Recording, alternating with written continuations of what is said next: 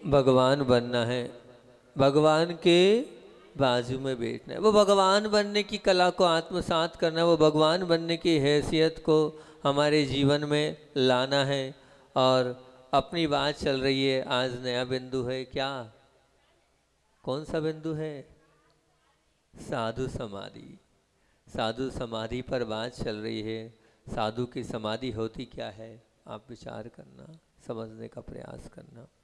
मान लीजिए कहीं पर आग लगी है, भीषण आग लगी है। उस भीषण आग में आप क्या करते हैं?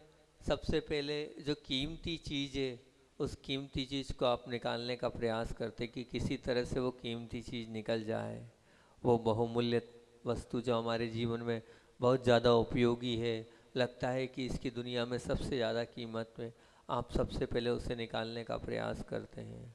और कभी ऐसा है कि कहीं घास फूस जल रहा है या कोई ऐसी चीज़ चल रही तो आप इग्नोर कर देते हैं कि वो तो ठीक है, लेकिन जो बहुमूल्य है सबसे पहले उसे हमें देखना है, सबसे पहले उसे हमें समझना है, उसे हमें बाहर करना है। इसी प्रकार से ये मान के चलना कि तीन प्रकार के व्यक्तित्व, एक साधारण व्यक्तित्व हो गया, एक साधारण व्यक्तित्व के बाद दूसरा हो गया एक श्रावक हो गया, और तीसरा एक महाश्रमण साधु हो गए।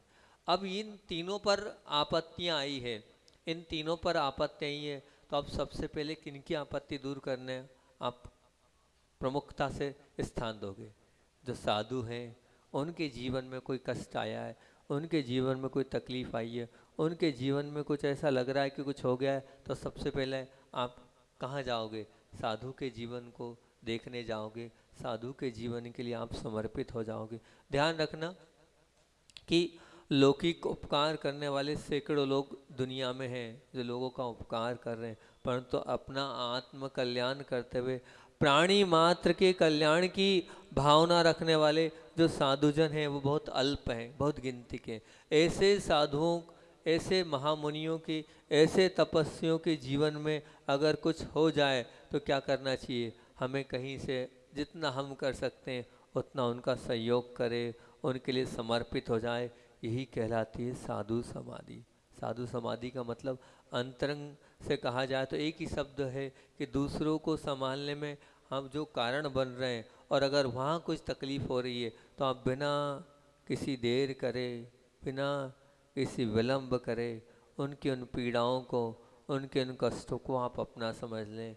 वो अगर तकलीफ़ में हैं तो ये मान के चलना आप उनकी उस तकलीफ़ को दूर कर दोगे तो बहुत बड़ा अपने जीवन में आप गढ़ जीत लोगे, बहुत बड़ा पुण्य का कार्य कर लोगे, क्योंकि आपने अपनी तकलीफ़ दूर करी, अपने परिवार की तकलीफ़ दूर करी, वो अलग है।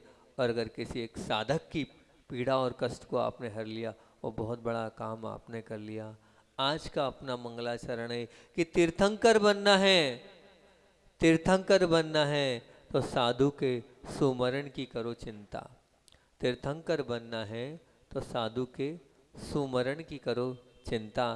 तीर्थंकर बनना है तो साधु के आहार की करो चिंता। तीर्थंकर बनना है तो साधु के विहार की करो चिंता। तीर्थंकर बनना है तो साधु के निहार की करो चिंता। तीर्थंकर बनना है तो साधु की बीमारी की करो चिंता। तीर्थंकर बनना है तो साधु के समय की करो चिंता। तीर्थंकर बनना है तो साधु के स्वाध्याय की करो चिंता। और तीर्थंकर बनना है तो साधु के आवास की करो चिंता। ये 8 आज के हमने चिंतन करके आप लोगों के बीच में बिंदु रखने का प्रयास कर रहा हूँ कि साधु तीर्थंकर बनना है तो सचमुच में साधु के सुमरण की करो चिंता। सुमरण मतलब समाधि मरण। समाधि मरण मतलब अंत सुधारना। जब भी आपको आपके जीवन में मौका मिले, कोई अस्वस्थ साधु दिखे, कोई अस्वस्थ त्यागी व्रती दिखे, तो आप बिल्कुल तन मन से और अपने अंतरंग से सेवा करने का भाव बना लेना। आप समर्पित हो जाना। आचार्य श्री जी के आगे यूं तो लाख बहुत सारी उपाधियां लगी है, लेकिन एक बहुत अच्छी उपाधि लगी और उन्होंने वो जीवन की शुरुआत से किया है। क्या लगा है मालूम है? क्या लगा है? समाधि सम्राट लगा है। क्योंकि उनका जीवन का प्रारंभ ही समाधि कराने से प्रारंभ हुआ था। उन्होंने वो बाल्य अवस्था में छोटी सी उम्र में ही सबसे पहले समाधि संभाली और आचार्य ज्ञान सागर जी महाराज जी की उन्होंने समाधि कराई। उसके बाद पूरा उनका जीवन, और मैं जब देखता था, बहुत करीब से गुरु जी को देखा है, और जब देखता था तो यूं सामान्य से अलग बात है, लेकिन जब कोई समाधि वाला आता था तो उनके अंदर एक जोश अलग हो जाता था, और वो पूरा समय, पूरा सब कुछ वो देते थे। यूं तो 2-5 मिनट में निपटा देंगे, लेकिन जो समाधि वाला होता था उसके लिए स्पेशल समय होता था। इधर पूजन खत्म हुई आचार्य श्री जी की, या तो पूजन के पहले वो आधा घंटा संबोधन देते थे, या पूजन के बाद आहार पे लेट निकलेंगे 15-20 मिनट संबोधन देते थे। या फिर मान लीजिए अगर नहीं आ पा रहे हैं तो स्वयं चल कर जाते थे कक्ष तक और वहाँ जाकर संबोधन देते थे। चाहे नेमावर का देख लें आप दृश्य, जहाँ जहाँ भी मैंने देखा, गुरुदेव अगर नहीं आ पा रहे, कोई बात नहीं, आप मत आओ, लेकिन मैं आपके पास पहुँच जाऊँगा, और स्वयं गुरु जी चला कर देते थे। और रोज़ नई नई कारिकाओं के माध्यम से संबोधन देते थे, रोज़ नई नई बातें बताते थे, रोज़ इस प्रकार का मोटिवेशन करते थे कि जो छपक राज है वो छपक राज अंतरंग के परिणामों में निर्मलता आ जाती है। आपको कभी मौका मिले ऐसी साधु समाधि का तो धन्य मानना, और धन्य मानते हुए 12 भावना का पाठ, 6 डाला का पाठ, वैराग्य भावना का पाठ, या फिर आप 24 भगवान अपने शिखर जी की वंदना वाला अर्घ चढ़ाना, कुछ नहीं, हम कम से कम अपनी समाधि अगर अच्छी करना चाहते हैं तब हम समाधि कराएंगे, तभी हमारी समाधि अच्छी होगी निश्चित। ऐसे मौके 3 काल में नहीं छोड़ना, कभी नहीं छोड़ना, जब मिले करते चले जाना। थोड़ा समय निकाल कर, जब पूज्य गुरुदेव की तो एक एक समय की कीमत थी और वो पूरा काम छोड़ देते थे, कभी कभी क्लास कम लेते थे और वो बोलते थे कि ये सब तो क्या है, थ्योरिकल है। ये आचार्य श्री के शब्द बोल रहा हूँ। आचार्य श्री बोलते थे ये सब स्वाध्याय थ्योरिकल है। बोले भैया अब प्रैक्टिकल आया है। बोले प्रैक्टिकल क्या है, किसी की समाधि कराना, ये प्रैक्टिकल है, ये वास्तविकता में सच्चा धर्म है, ये सच्ची साधना है, ये सच्चा तप है। बोले अगर हमने एक का भी संबोधन कर दिया और एक जीव का भी कल्याण कर लिया तो समझ लेना हमने अपनी आत्मा का कल्याण कर लिया। ये वो कहलाती साधु समाधि। साधु का वो ध्यान रखना और उस पीड़ा को हरना, उस कष्ट को दूर करना वास्तविकता में बहुत है। आपको बता रहा हूँ कैसी लिंग जुड़ी, आगम का एक कथानक सुना रहा हूँ। आप बड़ा आश्चर्य होता है जब ऐसी घटनाएं आगम में सुनते हैं, देखते हैं, पढ़ते हैं, तो ये लिंक है, ये जुड़ाव। जैसे बासा वालों को ही मिला चातुर्मास, तो क्या कारण है कि बासा वालों को मिला? हो सकता है कोई पूर्व में आपका और हमारा कोई न कोई योग संयोग होगा, कोई संबंध होगा। तो उस संबंध, आज मैं यही सोच रहा था जब इस कथानक को देखा, इस कथानक को पढ़ा, तो मैंने कहा निश्चित रूप से कोई ना कोई योग संयोग तो होगा, तभी तो अपन कहाँ जा रहे थे और कहाँ रुक गए, किस और कदम था, किस और की राह थी, किस और का वहाँ लिखा हुआ था, लेकिन यहाँ आए जरूर कुछ ना कुछ होगा। इस कथानक से आप लगा सकते हैं कि कोई ना कोई हमारा और आपका पूर्व का ना कोई ना कोई ऋणानुबंध होगा। आदिम तीर्थंकर ऋषभनाथ की बात आपके बीच में रख रहा हूँ। युग के आदि में ऋषभनाथ भगवान की बात आपसे कर रहा हूँ कि ऋषभनाथ भगवान ऋषभनाथ तो थे, लेकिन कैसे ऋषभनाथ बने, कैसे तीर्थंकर प्रगति का बंध उन्होंने किया और किस प्रकार की लिंक उनकी जुड़ी। पूर्व की अवस्था का मैं कथानक आपके बीच में रख रहा हूँ कि वो एक देश के राजा के सुपुत्र राजकुमार थे, और निश्चित रूप से कोई अगर राजकुमार होता है तो अब जो जिसके लेवल के लोग होते हैं उसके लेवल के लोग उनकी मित्रता रखते हैं। तो बस राजकुमार के साथ एक और उनके जो मित्र थे वो कौन थे, मंत्री के सुपुत्र, वो भी उनके मित्र थे, सखा थे। और बोले वहाँ के जो नगर सेठ थे वो भी उनके मित्र थे। और बोले चौथे जो है वहाँ का जो राजवैद्य थे, जो राजवैद्य थे वो भी उनके सुपुत्र। चारों के चारों घनिष्ठ मित्र थे, चारों की परम मित्रता थी, और उस परम मित्रता से वो जहाँ भी जाते थे तो एक साथ जाते थे हमेशा, हर जगह, हर स्थान पर। इसी प्रकार से एक बार क्या हुआ, एक शमशान में एक महामुनि राज साधना कर रहे थे, और उन्होंने साधना में शव आसन लगाया। और कहाँ पर? शमशान घाट में, कि मैं शमशान में रहकर और शव आसन के साथ अपनी साधना को करूँगा। वो अपनी साधना में लीन थे, अध्यात्म में लीन थे, और वहाँ पर शमशान घाट में साधना में रत थे। उसी बीच एक तांत्रिक, एक मांत्रिक आया, जो कि उसने सोचा कि ये एक मृत काया है, क्योंकि वो इस प्रकार से लेटे थे, ना हिल रहे थे ना ढुल रहे थे। तो उन्होंने सोचा अच्छा हुआ कम से कम एक लाश मुझे मिल गई जो जली हुई नहीं है, अगर ऐसी एक लाश मिली है तो मुझे अपनी साधना करना है। और उन्होंने उनके उस कपाल पर एक दूसरी कपाल रखी और अग्नि जलाई, और अग्नि जलाकर वहाँ पर साधना पर अपने तंत्र मंत्र का प्रयोग प्रारंभ किया, ताकि वो अपने उस जो भी विद्या को सिद्ध करना चाहते थे उस विद्या को सिद्ध कर ले। अब उस विद्या को सिद्ध करने के लिए तत्पर थे वो, और उसी बीच क्या हुआ, थोड़ा बैलेंस बिगड़ा सिर का। आखिर आग तो आग होती है, लेकिन उस वक्त अग्नि जल रही थी। और वो जो महामुनिराज थे वो ये कह रहे थे, जो मैं आप लोगों को रोज ध्यान कराता हूँ, आत्मा अलग है, शरीर अलग है। आत्मा अलग है, मैं ये शरीर जल रहा है, मैं नहीं जल रहा हूँ।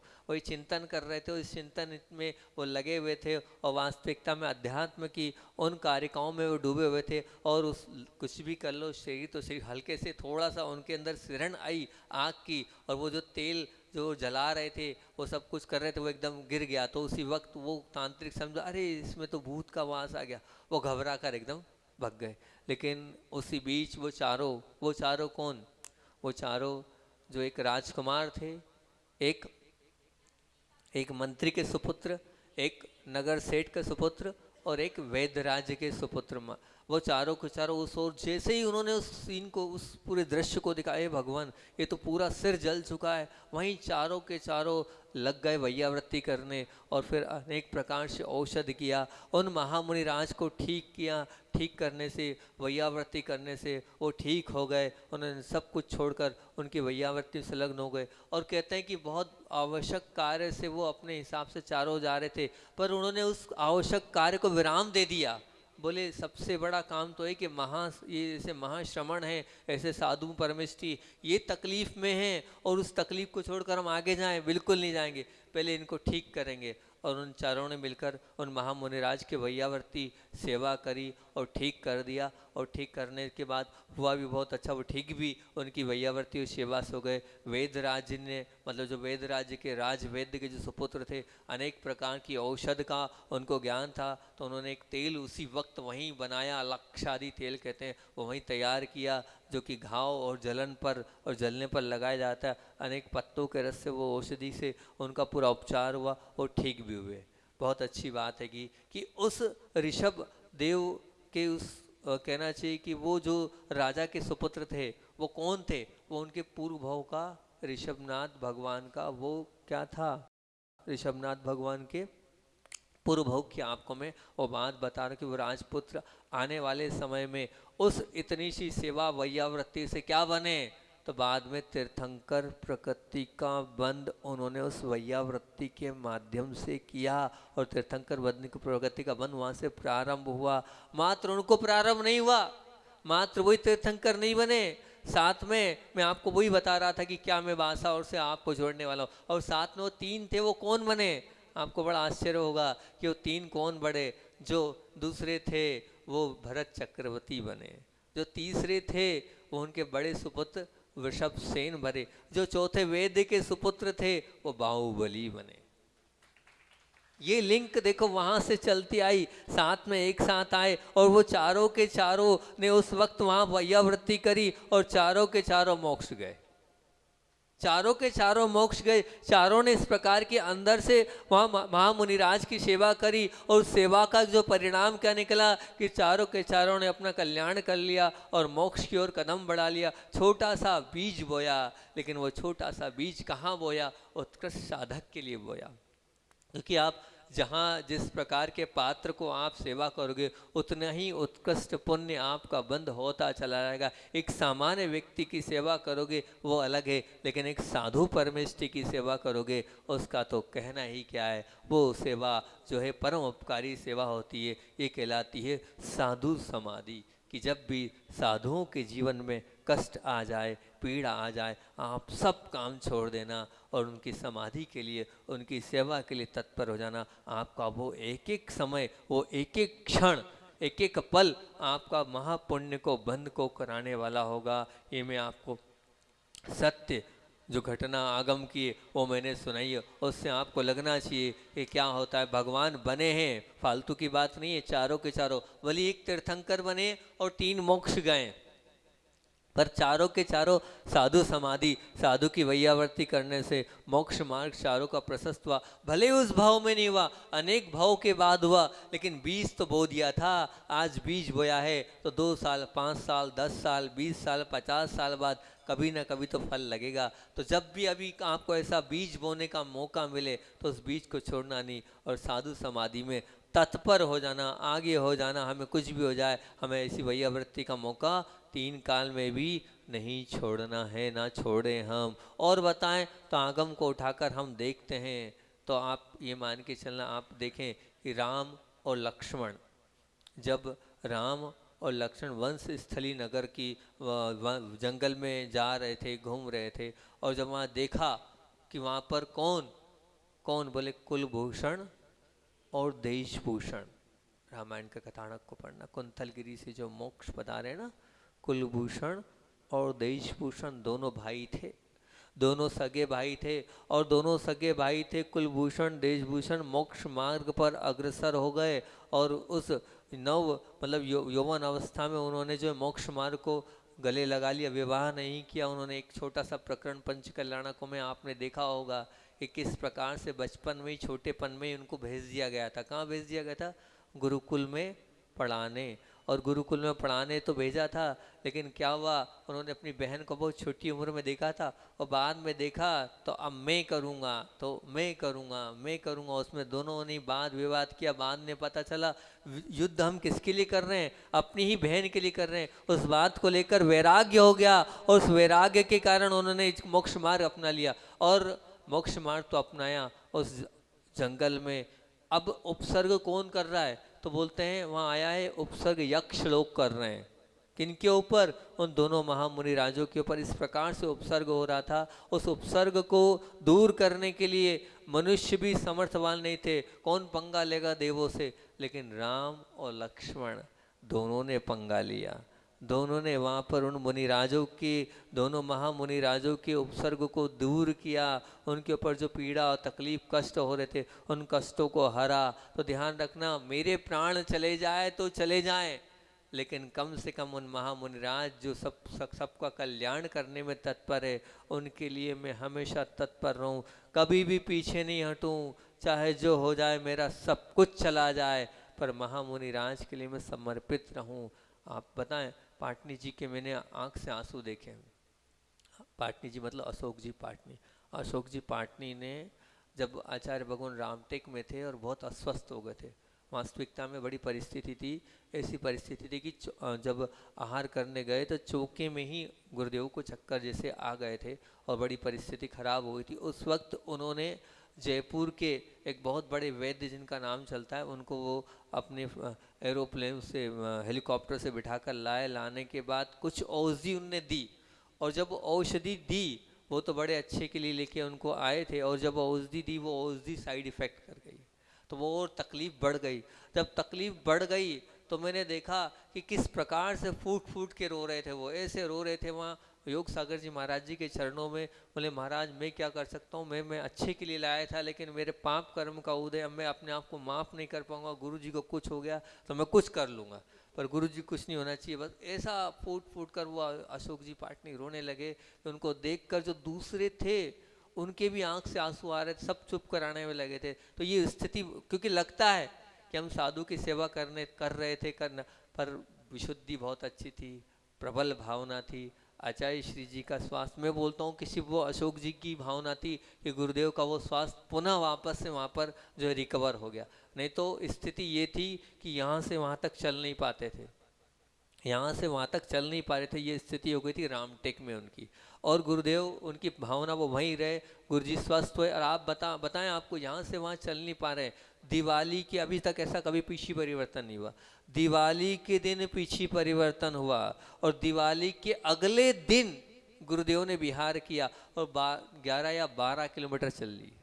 11 या 12 किलोमीटर चल लिए पूज्य गुरुदेव। तो ये सब ताकत जब श्रावक भावनाएं प्रेषित करता है, अंतरंग से वैयावृत्ति करता है, तो वैयावृत्ति लगती है, उस वैयावृत्ति से अपने आप सब होता चला जाता है, क्योंकि आपकी भी भावनाएं, आपकी अंदर की निर्मलता है, उस निर्मलता से साधु परमेष्ठि में निश्चित रूप से वो जो उनका भी असाता कर्म है वो दूर करने की ताकत श्रावक के अंदर होती है, और होता भी है, और श्रावक करता भी है। कितनी बार गुरुदेव के ऊपर उपसर्ग आए, लेकिन हर बार आप लोगों की माला से, आप लोगों की विशुद्धि से सब अपने आप ठीक होता चला गया। और मैं ये मानता हूँ मात्र आप लोगों ने ही ठेका नहीं ले रखा है कि आप लोग ही सिर्फ सेवा कर सकते हो, आप लोग ही वैयावृत्ति कर सकते हो, या आप लोगों के पास आगम को उठाकर आप देखोगे तो आचार्य समुद्रभद्र स्वामी ने किसका उदाहरण दिया है?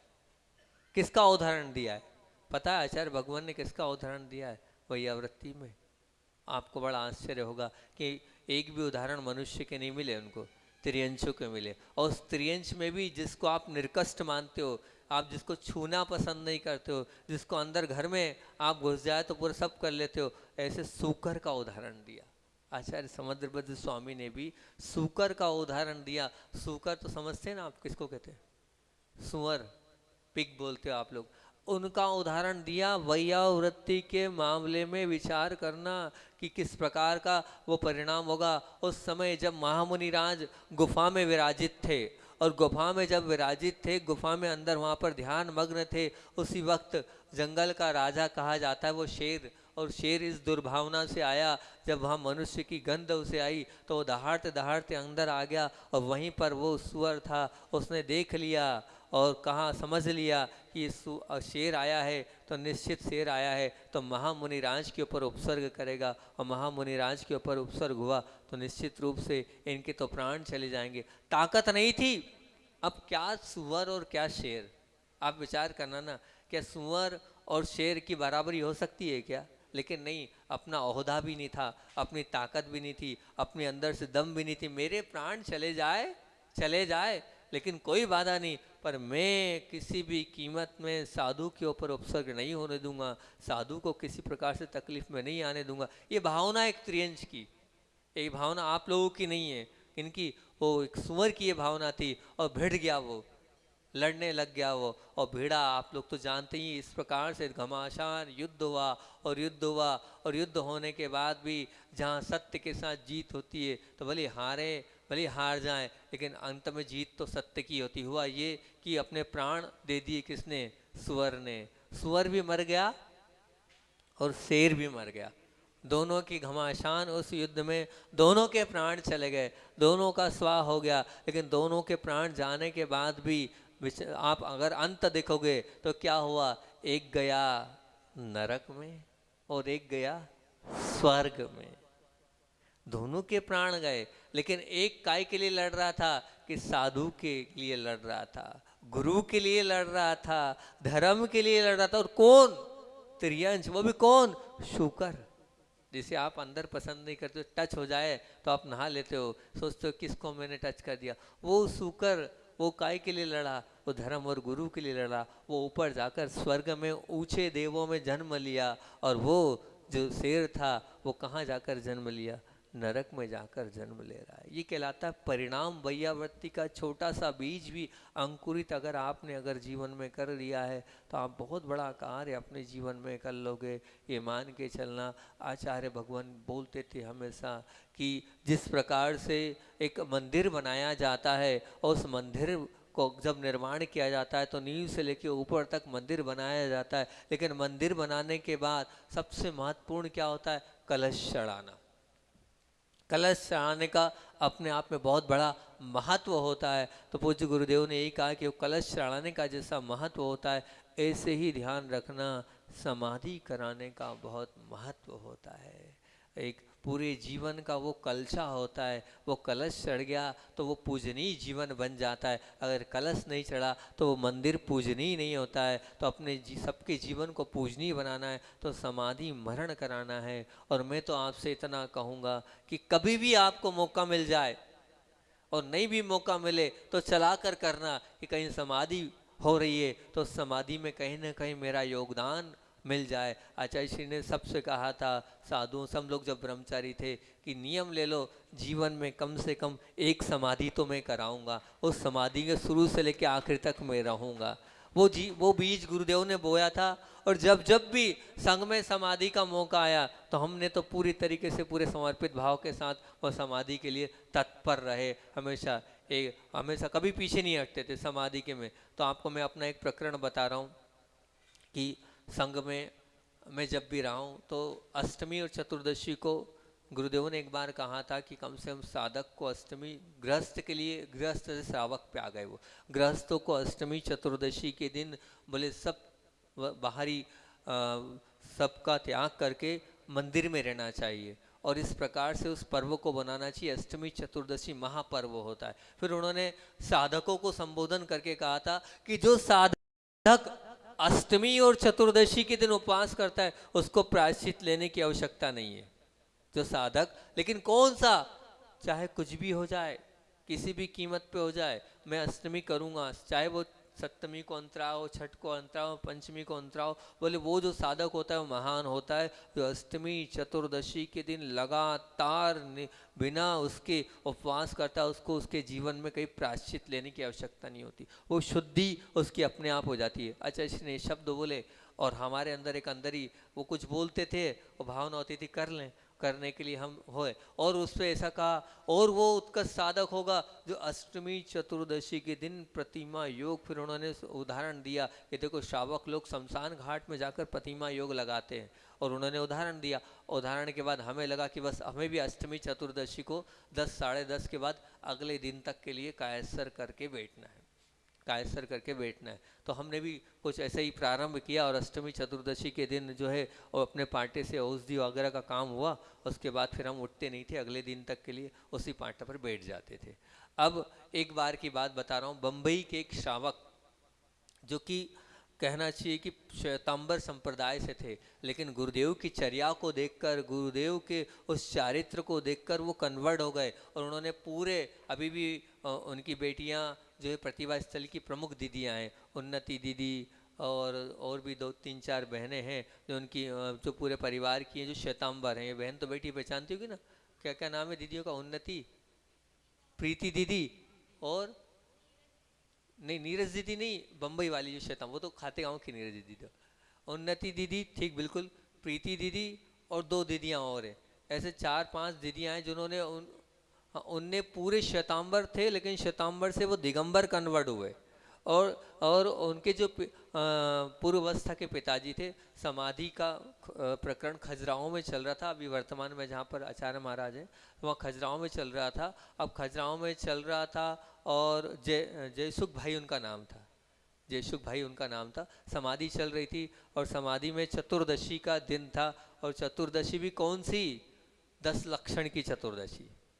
अब 10 लक्षण की चतुर्दशी थी, और समाधि का वो चल रहा था। हम प्रतिदिन उनको रोज आचार्य श्री के साथ संबोधन के लिए जाते थे, जब तक वो यहाँ आए तब तक। फिर बाद में आचार्य श्री स्वयं उनके कक्ष में जाकर संबोधन करते थे, और उनका चतुर्दशी था तो उन्होंने पूरा उपवास उस दिन किया ही था। और उस समय लगभग 2:30 पौने 3 बजे पूरा संघ वहाँ स्टेज पर बैठा था, और पौने 3 बजे वहाँ से खबर आई कि कोई भी महाराज जी को ले आओ। पूरा वहाँ स्टेज पे कैसे जाएं, पता चला तो वो इधर हमारे पास आए बुलाने के लिए। पहले तो हमको देखा गया, हम स्टेज पे नहीं है, तो वो सीधे हमारे कमरे में आए, और हमारे कमरे में हम बैठे हुए थे, तो वहाँ कहा कि वो ऐसा ऐसा हो गया है। अब मैं वहाँ बहुत सोचता रहा कि क्या करूँ। एक तरफ तो हमारा नियम है कि मुझे नहीं जाना है, क्योंकि मैं तो कायस्तर करके 9:30 बजे ही बैठ गया हूँ कि अगले दिन सुबह उठना है मुझे 6 बजे। अब क्या करूँ क्या ना करूँ, बड़े अंदर से विचार मेरा, क्या करना चाहिए क्या नहीं करना चाहिए। फिर मेरा एक ही विचार आया कि किसी की अगर मान लो अंत समय चल रहा और वहाँ नमोकार मंत्र सुना दूंगा तो इससे बढ़कर और क्या होगा।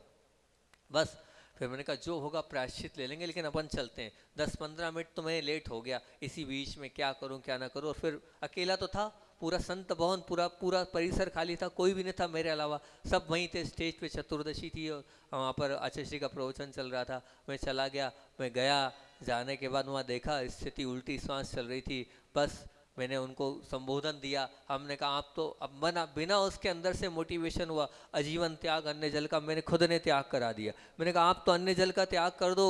उनने भी बड़े उससे कहा हाँ त्याग, और नमोकार मंत्र का पाठ उनको अपनी गोद में लिया। वो मेरा सबसे अमूल्य क्षण था। और गोद में लिया, नमोकार मंत्र सुनाया, नमोकार मंत्र सुनाते सुनाते सुनाते और उसके बाद उनके उस समय वो समाधि मरण उनका बहुत अच्छे से हुआ, बहुत अच्छी तरीके से उन्होंने समाधि मरण किया। तो ऐसे मौके आपको आपके जीवन में आए, छोड़ना मत। पूज्य गुरुदेव के पास जब मैं गया और मैंने गुरुदेव से बोला आचार्य श्री गलती हो गई, बोले जीवन में सबसे अच्छी काम किया तुमने, गलती नहीं करी है।